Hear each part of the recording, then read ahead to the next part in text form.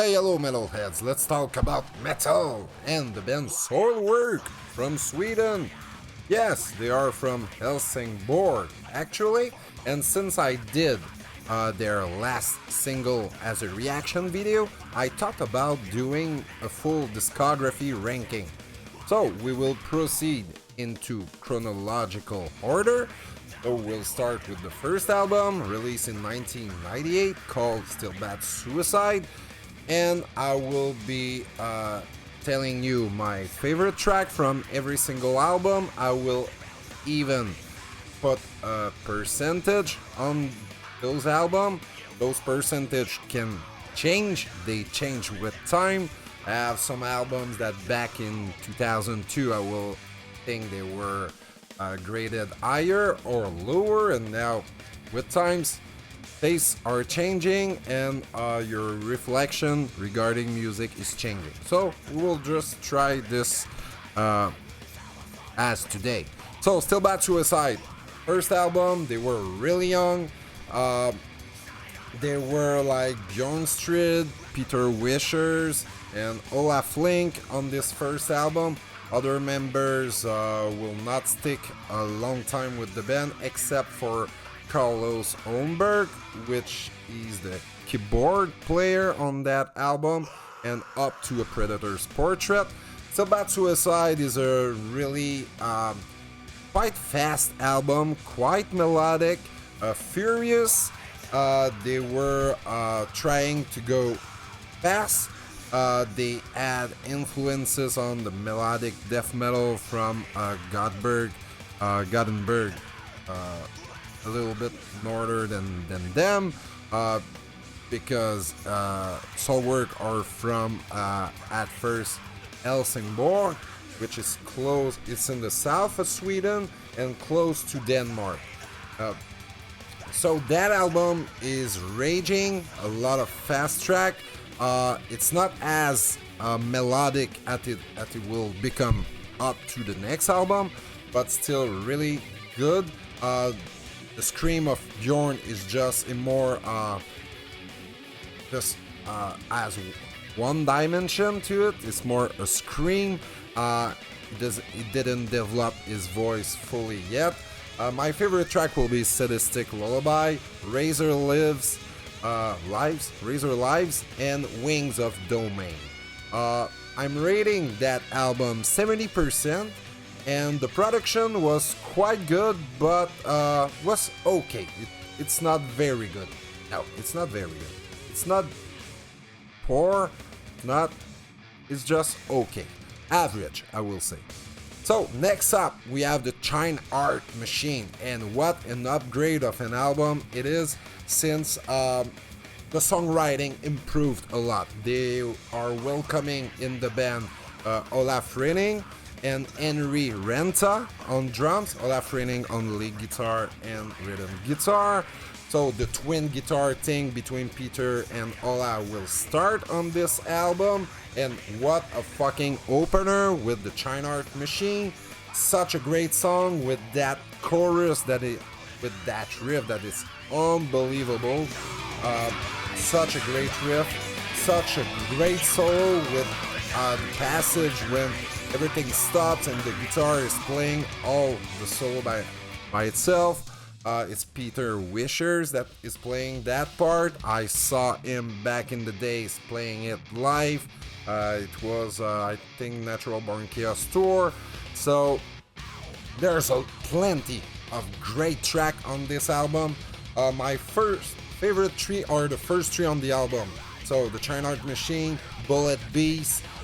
Bullet Beast has so many tasty guitar leads, and Million Flame. Just that opening riff on Million Flame is worth a listen. Other really great track, Machine Gun Majesty, with a featuring by Matthias Eklund, such a god on guitar, also from Sweden. He did actually also featuring on the first 4 albums. On Still Bad Suicide, it was in the song Wings of Domain. On this one is some Machine Gun Majesty. And Neon Rebels is also a really fast track.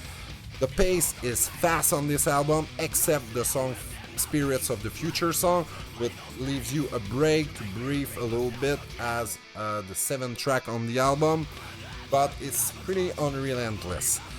Really nice album. I'm giving this 85%. So, next album, it will be Predator's Portrait, released in 2001. By the way, the Chainheart Machine was released in 1999 and in 2000 at the same time, since it was released first in Japan and then via Century Media all over the world in the beginning of 2000, like February something. Predator's Portrait released in 2001. They are just refining the sound they have created on the Chainheart Machine. I think this album is a little bit better. It's almost on par, but just a little bit better. That's the first album with clean vocals by Bjornstrid, so it's really cool to hear that. You will hear a lot of great soloing, obviously, but a lot of great lead guitar as melodies. Because on the previous album, you had also a lot of furious riff, so they will slow the tempo a little bit on Predator's Portrait, but they will keep it quite fast with Bastard Chain, Grand Failure Anthem, the title track. My favorite on this album will be The Analyst, Neurotica Rampage, and Grand Failure Anthem, but don't miss like the first 3 tracks, Bastard Chain, Like the Average Talker, and Needle Feast. Don't miss neither the song Asylum's Dance. It's a bonus track. It's a magnificent track with one of the best solo on the album. The end of the track is just magnificent. So don't miss Asylum Dance. Next up, yes, I will give 85% also to that album, The Predator's Portrait. Next up, it's Natural Born Chaos, released in 2002. Again, they will refine the sound. They will team up with David Townsend as a producer, engineer, and they will release that album with that exceptional production. I think it's one of their best production yet. It's released in 2002. A lot of great songs. It's almost a perfect album. From start to finish, a lot of diversity. The songs are all short. It's more straight to the point. The solos are shorter, but with a lot of melodies, a lot of quality. So they were more straightforward. The vocal of Bjorn is the second album with clean vocals, and he will experiment a lot more. He will unleash himself, and even Devin Townsend told me in the interview that he just unlocked a little bit more the guy since he was not teaching anything. He will just say like the warm-ups that he will do and tell him how he will do that voice and that voice. And Bjorn was a quick learner. He has a lot of capacity, so he is able to do a lot of voices. He already did a lot of them before meeting with Devin, but that meeting helped him to unleash the beast a little bit more, and he will continue to develop all over his career. Favorite track as we speak, The Bringer and the title track Natural Born Chaos, but I love all of them. The Flame Out is really good. Follow the Hollow, yeah. So Mercury Shadows, there's not really a bad track on this one. 90% Natural Born Chaos to me. Next up is it's leaning towards a little bit more commercial way. It's figure number 5. They will self-produce that album. It's released in 2003. It's a really good album, really catchy album. Some of the fans were not happy with that album. I was happy. It was way less technical for sure. It even more straightforward. Still great guitar solos. The vocal lines though are not as punchy. It's more poppy, I will say, but still really good, catchy song. And Bjorn, he's experimenting a lot more even on this one, and there's still big growls vocal, big screams, really fast-paced singing like he was doing in the past, but you will have more creamy vocals, more catchy, that are a little bit more on the poppy side. Still, very good album. Distortion Sleep, very good song. Overload with that keyboard, very nice. Cranking the Siren, more speedy one. Not as speedy as first album, obviously, but really good song. 80% I will give to the figure number 5. Next up, it's Stabbing the Drama. So, that's a letdown personally, and I know that's the favorite album of a lot of people, but knowing the band since the second album, it was like the intensity was going down, the catchiness was going up, the vocal of Bjorn going up, the guitar solos were going down, and the production of this album is very large, is very good. That's the first album with Dirk Verberen on drums, and he's a machine. He's very technical on this album. He didn't display all his talent, unfortunately, and there's a lot of songs that are not memorable at all, I think, for my personal taste. Still, you have Hooks to Die on some of the songs, Observation Slave, Blind Eye Halo is the most intense songs they did for the last 2 albums. The Crestfallen is a very nice upbeat song. I can't stand some of the chorus on this album, especially the title track, I'm Sorry, with the video. I was like, what are they fucking doing back in the days? But yeah, I still don't like that much that track, but I will like a song like Nerves, pretty good. There's good songs on this album. Weapons of Vanity, obviously. I'm giving this 65%. And it's not that bad, it's just above average. Average for me is 60%, so it's not a piece of shit. Obviously, there's no piece of shit in their discography, but it's one of the worst for me. 2005 it was released. Next one, it's Sworn to a Great Divide. First album without Peter Wishers, which one was one of the founder of the band. So he's leaving the band temporarily.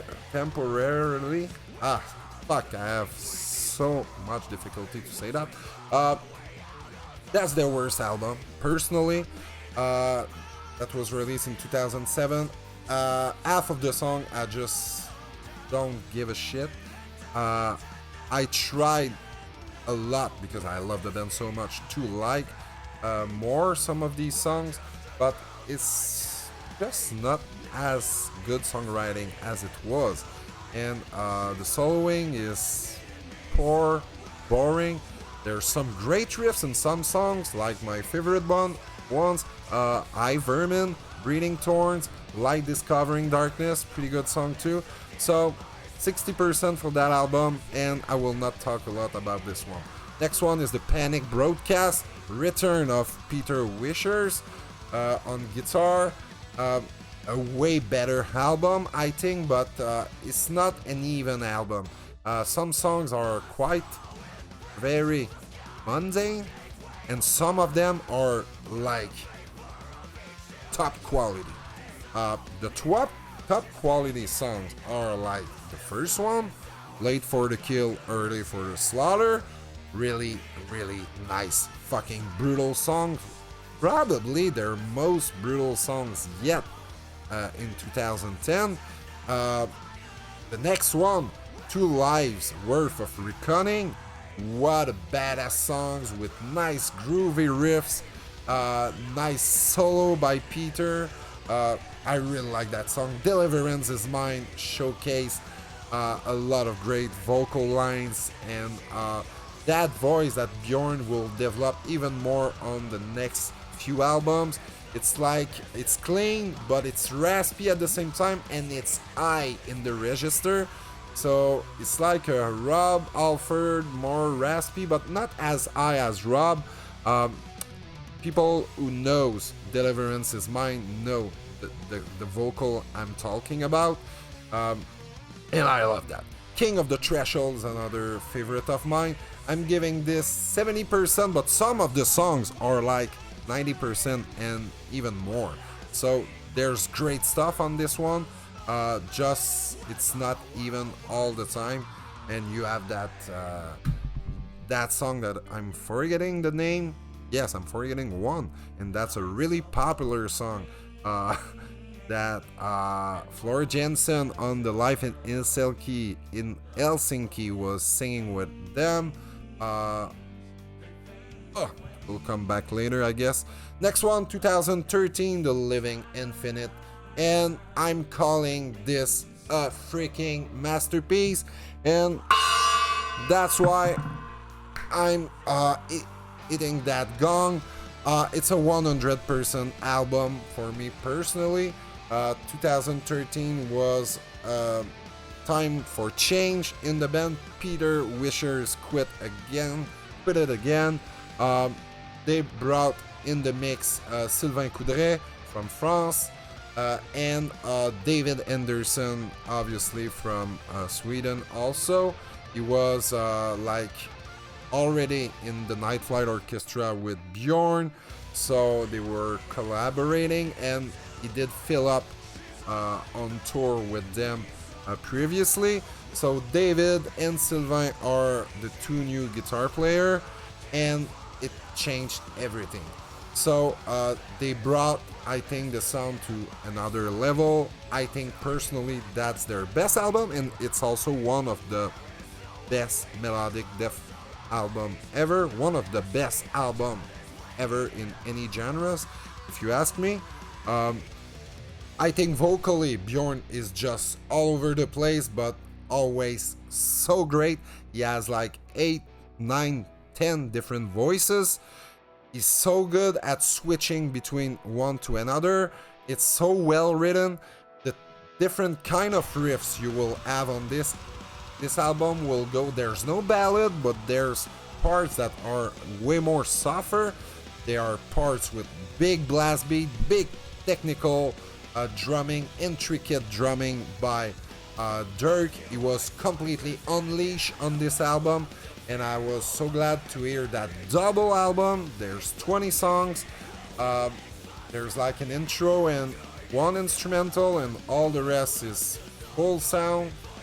There's no long song. The longest song is not even clocking at 6 minutes, but all the songs are filled with crazy lead guitar, crazy soloing, not that much on the virtuoso side. It's more on the melodic side, and it fits the song, all the song perfectly.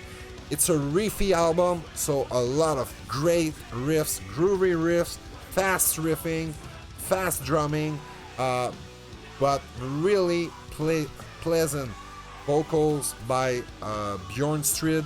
He's leading the way. He composed most of the album with David Anderson, and it shows on this, but other members has contributed songs also. Sylvain contributed 3, I think, and Sven like 2 on keyboard. Sven is there since the Natural Born Chaos album. He's still in the band. So, perfect album. Favorite track is so difficult. I will say Spectrum of Eternity, Long Live the Misanthrope, and Vesta. Yes, but so many. Yeah, not name all the album. Next one is released in 2015. It's called the Ride Majestic, and I think that album is such a great follow-up. It's their darkest album they ever did. Bjorn lost his grandmother, and she was the biggest Soilwork fan, so he was like mourning her. So he composed more darker track with David, and the result is just short of magnificent. I think it's a magnificent album. I'm giving this album 95%. It's just not as perfect as The Living Infinite Myth. It's so close. It's almost a gong. And a little gong, maybe. Yeah, the first three tracks are not the best on the album, so a lot of people will think, oh, that album is leaned towards more commercial thing again. Listen to track 4 and onwards and tell me it's more commercial. I don't think so. This album rips the fuck out of you. So many great riffs. Dirk's drumming, I think maybe it's even better on this one. It's faster. It's a really fast-paced album.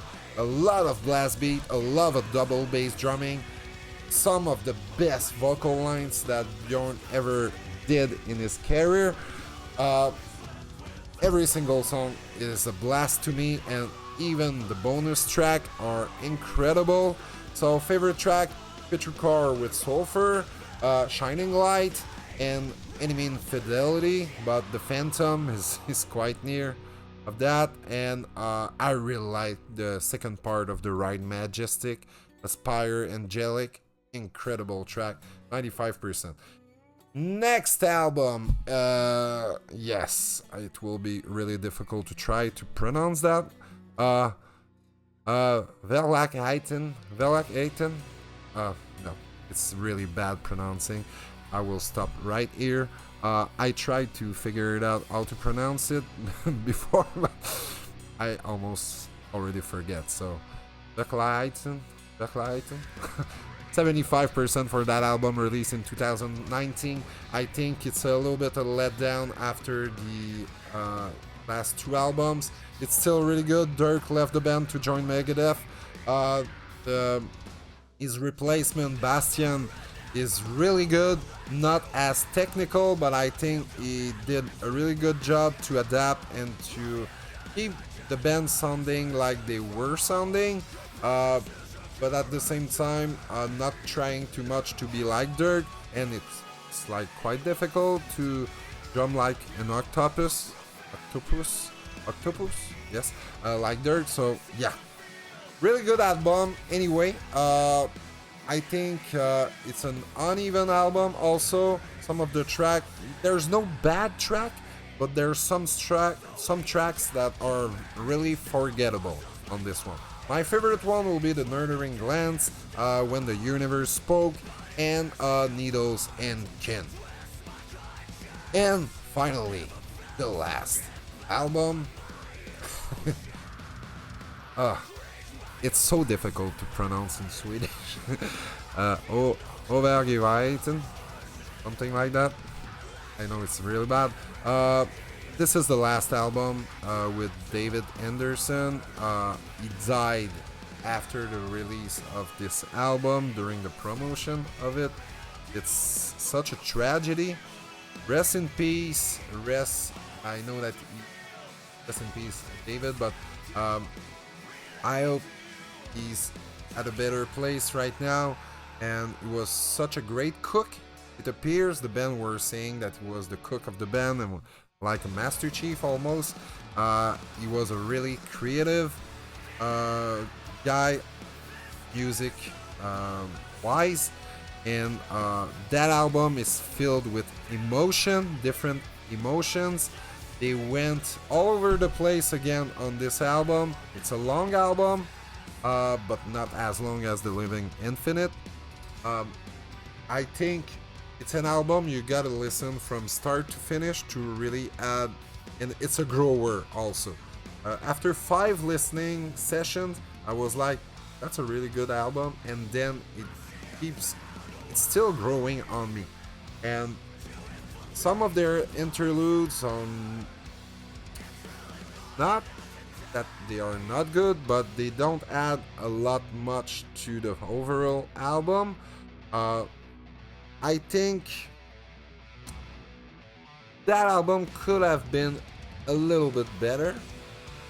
Still, I'm giving that album a really strong 80%, but it's close to 85, and it's still growing on me. Yeah, maybe closer to 85. It's really difficult. There's a lot of amazing track on this album. This Godless Universe is one of them. Valley of Gloams, very melodic, catchy, commercial, almost poppy song, but what a banger. Harvest Spine is a very nice song that stands out in the entire discography. And On the Wings of a Goddess through flaming-ish of rain, I think. The long ass title. It's a long song, almost 8 minutes, but what a journey is that song. So many great other songs on this one, and Electric Again is another one with that passage in the middle with the violin. It's so beautiful. So I think the last album was a really, really good one. In fact, the last 4 albums are really good. There's not a single really bad album. Maybe Sworn is not bad, but it's really average. But all in all, good albums from Soilwork. A pretty strong discography, especially for 12 albums.